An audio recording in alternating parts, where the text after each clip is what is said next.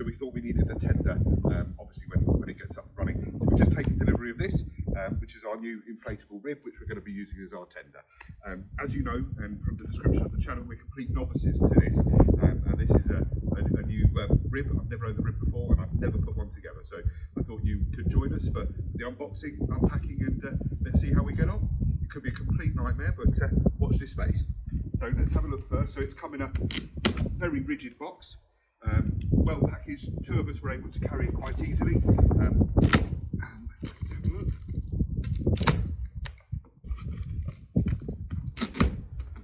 So I'm not really sure how close anything's going to be to it, so I'll be very careful with the knife so that we can obviously get the box open, hopefully without causing any damage to the inflatable inside. Oh, there we go, it's coming together quite nicely, isn't it?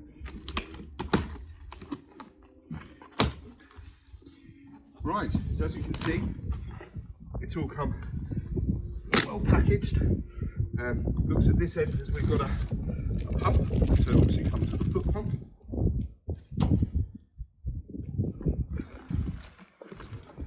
To my untrained eye, that looks like the base.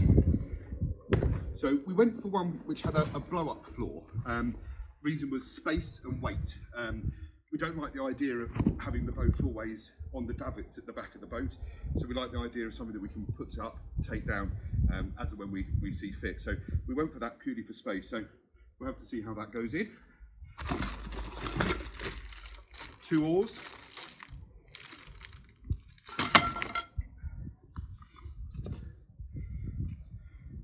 I'm assuming that's just packaging, but we'll find out. That looks like a seat. Quite a good weight to it, pretty solid.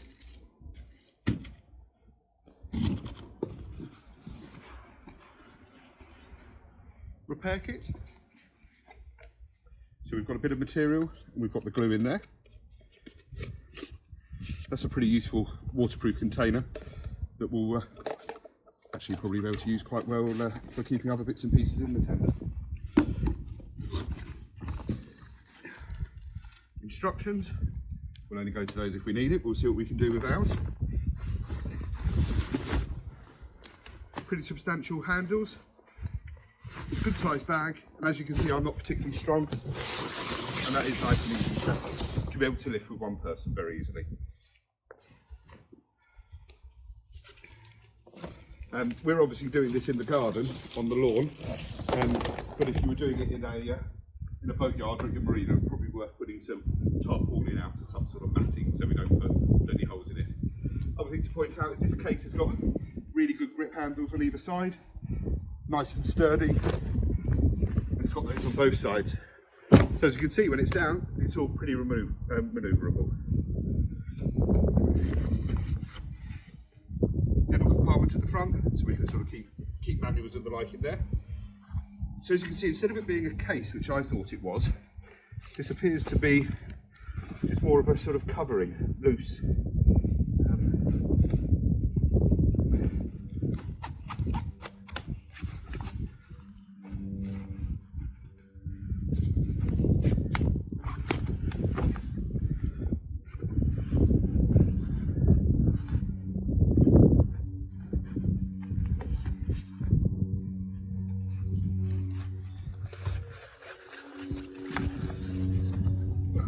Bits out of the way.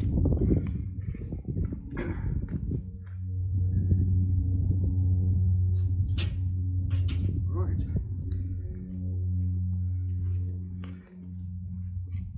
So I'm hoping that just sort of folds out.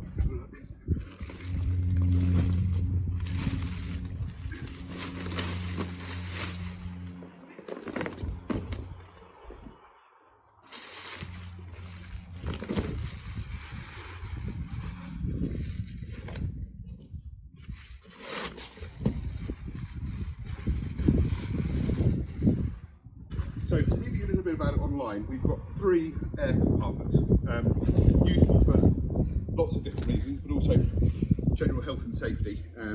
If one of the compartments goes flat, it should be able to keep 4 adults, which is registered for afloat, obviously just so you can get to shore or get to the side of the river. Right, I think we're going to try and pump it up first. So what I'm thinking, it doesn't actually say anywhere, but I think I'm going to sort of quarter pump each of the compartments, the air pockets, so that we can get a little bit of rigidity in it. We're then going to put the air mat inside, pump that up, because I'm not sure if I'll be able to get it in once it's fully pumped. We're going to try it with the foot pump first that it came with. Always make sure that you're using the out first. So as you can see, the one with the little bit is obviously where it's blowing the air out. So we're going to make sure you connect your pipe into there. Right, so let's have a look at one of the sides first. So as we have a look, we've got 3 of these valves dotted around. So we've got 1 for each compartment. This is the release valve inside here, so always make sure that that's popped out, otherwise we won't be able to get the air inside. Obviously a good size dust cover, which we'll put on at the end. Yeah, let's get pumping. If you see on the end of here, we've obviously got the fitting, which, there we go, very simple turn, and that's got in very easily.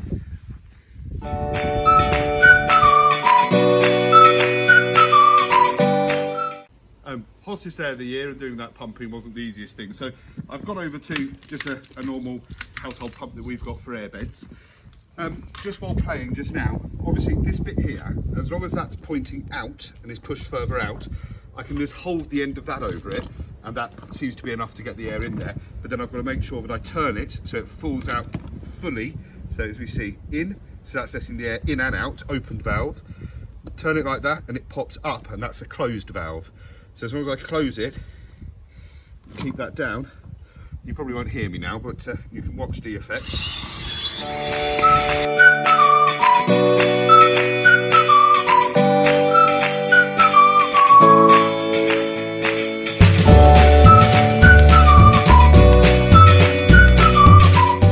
Right, so let's put the floor in now, I think, because otherwise it'll be a bit tight to get that in.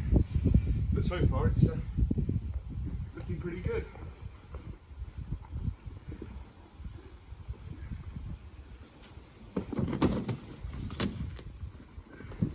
So the side with the valve should obviously be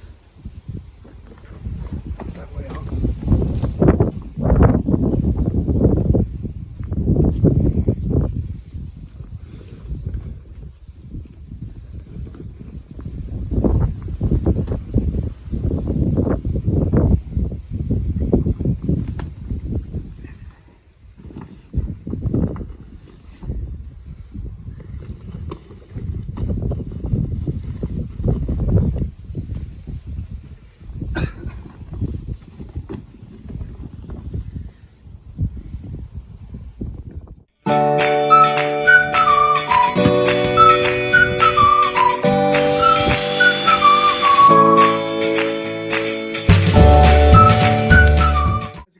I tried to do the sort of quarter inflate and then do the air mat underneath, but as you can see I can't get it into the corners particularly well, so I'm going to have a change of heart now, and I think I'm going to pump it up fully all the way around. Hopefully that will give us a little bit more room with the sides pick up, so the air mat will be able to fit in better. So bear with me.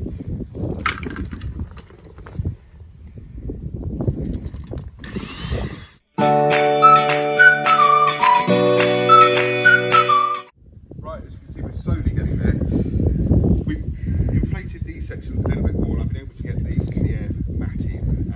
I'm going to try and make that obviously a little bit more rigid in due course. Kimmy's been a typical woman, gone away and read the instructions, and before I get too much further, we need to put the seat in, so obviously that will be pulling it apart when that goes in. So I'm going to take a little step backwards and let's see how this connects. So far on the actual boat itself, we've got this sort of beading, very rigid. And as you can see, we've got a little area here for it to slide into. So let's see how easy that is to slide. Right, so there isn't a gap at either, there's a gap at either end. This is very rigid plastic, it's good. So I'm going to line this side up first. There we go, with there.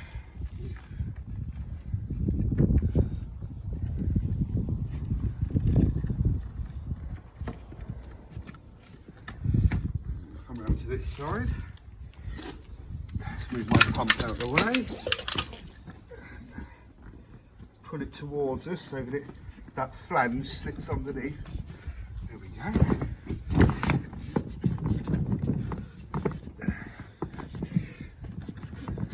So again, I fitted it into the middle of there. So obviously when that inflates, that's going to pull it out a little bit more. Right, I'll carry on pumping. See you all in a minute. I've gone back to using the foot pump, the electric pump. I just couldn't get the fitting to fit particularly well. And you know what I was saying about the valve that pops open and closed to let the air in and out? If you have that on closed so the air can't go in and out, when you fit the end of this, there's a special bracket that enables the air to go in. As soon as I take it off, I don't lose any air. As you can see, we've got a little bit of give left in here, but honestly, with 2 or 3 pumps of this, it's making it very, very rigid. Much easier than using the electric pump. So we're beginning, it's taking shape. So that's getting really tough now to push down. Right, so I think that looks good. So when I take this bit out, instead of it hissing, it's not doing anything. Then we can put the dust cap straight back on. And we've got one fully inflated boat.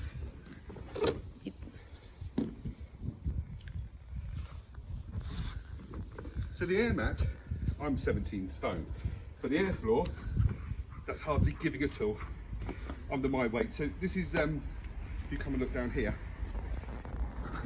this is able to take 4 adults. Our aim is for 3 of us to be using it the majority of the time, 1 child and 2 adults. So we wanted that bit of extra space that this one seems to give. Let me get my breath back and then we'll do a little bit of a tour around it and we'll show you all the different features. Right, managed to get my breath back and have a little bit of a look around it. First thing is to point out is how light the whole boat is. Again, I'm not particularly strong and I can lift it up with 1 arm. So for me to be able to get that on the back of the boat, move it around, very, very manoeuvrable. Quality looks very, very good. It's still double stitched, double stuck together on there. At the front, we've got these 2 eyelets either side. You can buy a bridle, a towing bridle. We haven't got one yet, but I think that's definitely going to be something that I'm going to add onto it. So when you're towing it behind your boat, all the pressure isn't on the front handle here. So this has all come with it, as you've seen from when we opened the box earlier. Really good quality grab handle there. Painter. And as I said, those 2 hooks either side will take a bridle for towing. So everything you see has just come with it. These are very clever. So these are, instead of the old-fashioned rollocks that when you're rowing, they pop out all of the time, this is where your oars go. So let me grab those and we'll fit the oars so you can see that. So we've got two sets of oars here. And it's as simple as this. Clip one in, push down, line it up, and away we go. So to get the right length, let's line that up.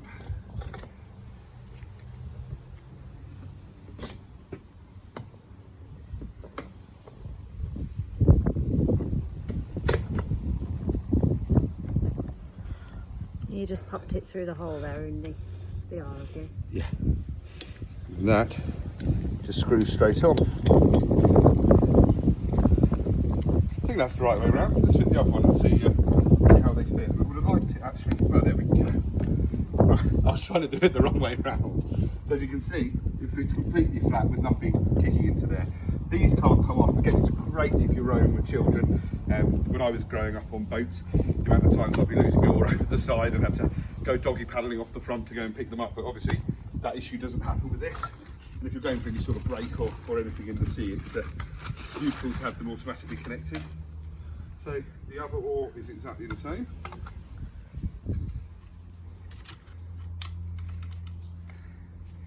There we go. So again, exactly the same setup as the other side. Unscrew, slot over, let's get that back round. And it's only finger tight, so it's very easy to do. Now remember, as I didn't last time, pull it back over, it will line up with that hole. And it's a gentle push in.